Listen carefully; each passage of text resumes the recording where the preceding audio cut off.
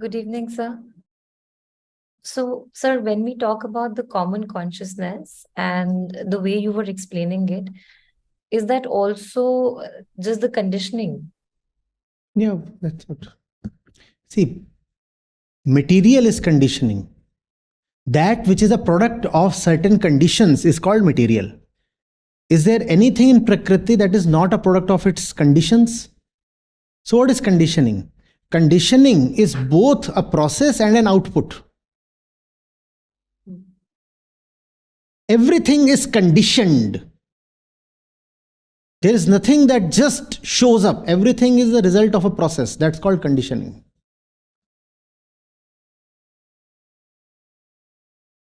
So, so when we say that, I mean, there is no difference between life and death in this way, in Prakriti. But can we still say that death is end of the reaction?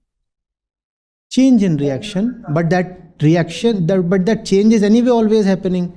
You see, an iron piece experiences an attractive force towards a magnet, right? The iron is at a distance of 1 meter from the magnet, right?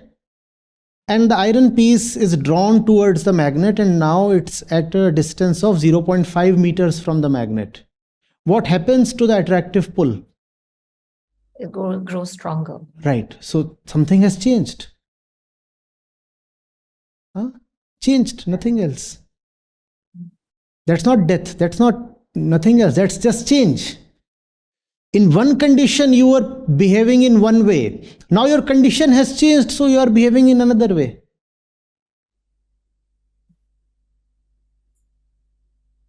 So if I were to put it very, very, very summarily, can we just say that we are like animals? And that's a lot of aggrandization.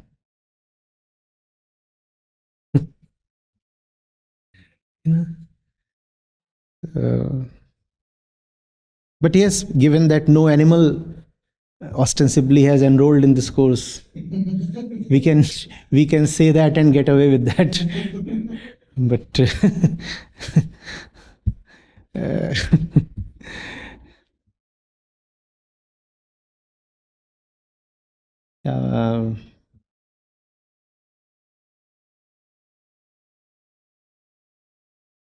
once if you see people as people,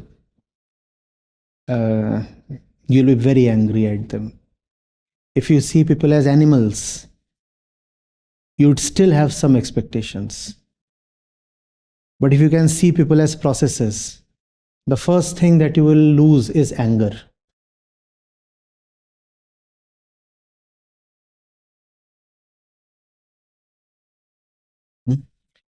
The fellow is not a fellow. The fellow is a process.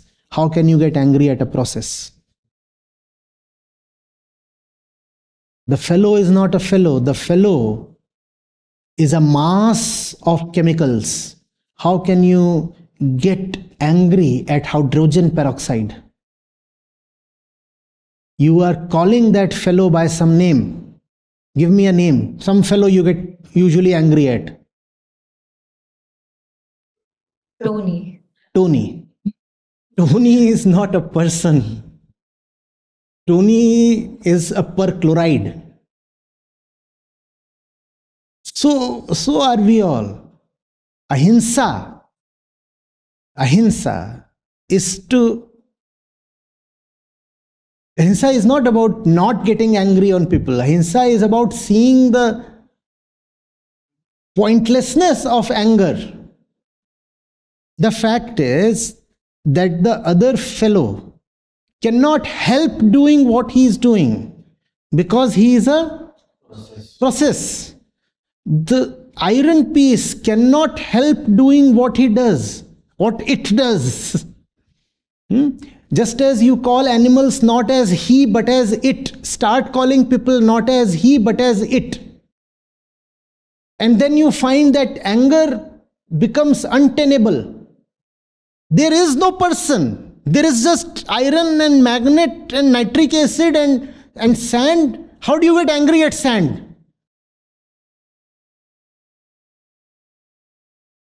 There is no person. But that is possible only if you first of all start seeing that I am not a person. I remaining a person, I cannot call that one as a process.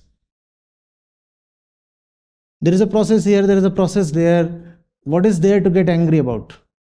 He did what he could. Therefore, I have been insisting continuously that consciousness, real consciousness, is choice.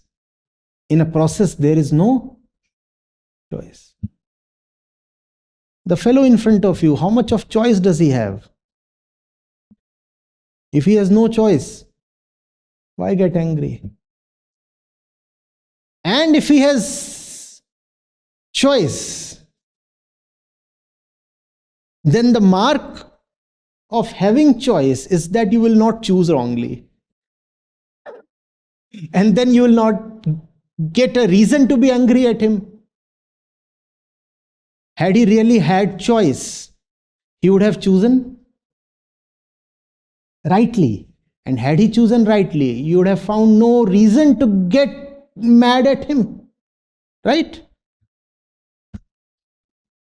So if you claim that he is choosing wrongly, actually he is not choosing at all.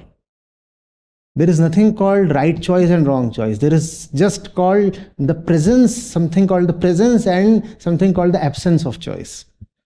Presence of choice is the right choice. Absence of choice is the wrong choice. When you find somebody making a wrong choice, please know that the fellow was helpless and choiceless. There was no fellow, there was just a process. Therefore, there was a wrong choice. No process has the capacity to choose something beyond itself.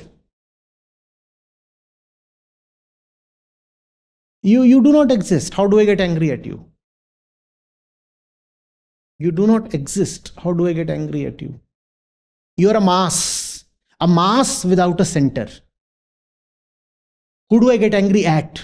One cannot get angry at an amorphous mass of things. There must be some point to get angry at. You don't have a point. You don't have a center.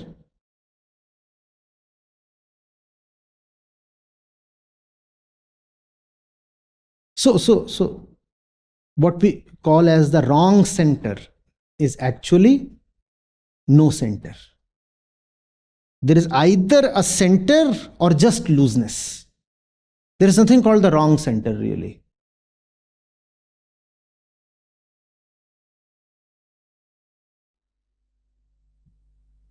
This also kind of answers my the question that I had. Ego is hell-bent upon identification. It is that's what Arjun is doing. And that's what Krishna is trying to make him acknowledge and recognize. What purpose does it serve for ego? Okay. Think of someone who's trying to gate crash into a party. What will he tell the doorkeeper? There is somebody inside, I know. Yeah. Right? So if you are to enter a party uninvited, you must continuously assert that you know the people inside. You must continuously be seen hands in hands with someone. Otherwise, the bouncer will throw you out.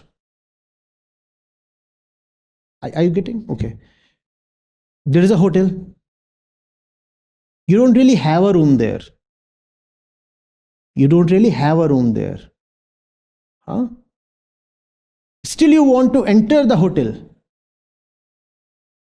What is it that you must continuously keep telling the hotel staff? I know one of the guests. One of the guests.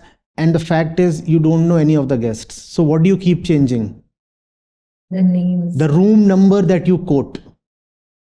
And the names that you quote. Do the residents need to make up a story? No. But does the intruder need to make up a story? Yeah. Always. The ego is the intruder. So the ego always needs somebody's company to roam around. If the ego is found roaming around the resort campus, solo, all by itself, what will happen? It'll be thrown out. It will be thrown out. The only way it can survive inside the campus, the resort, the hotel campus, is by being seen in somebody's company. And then, the ego will be respected because it is with someone. The ego will be allowed to exist because it is with someone. So that's the only way the ego can survive, by being with someone. With someone.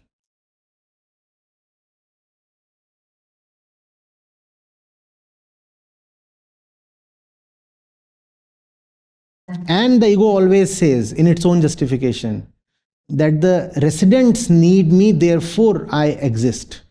The fact is, even without the intruder, the residents are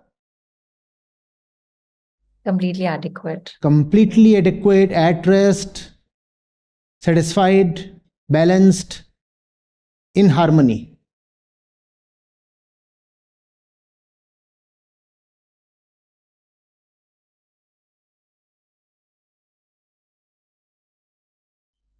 I think so. Thank you.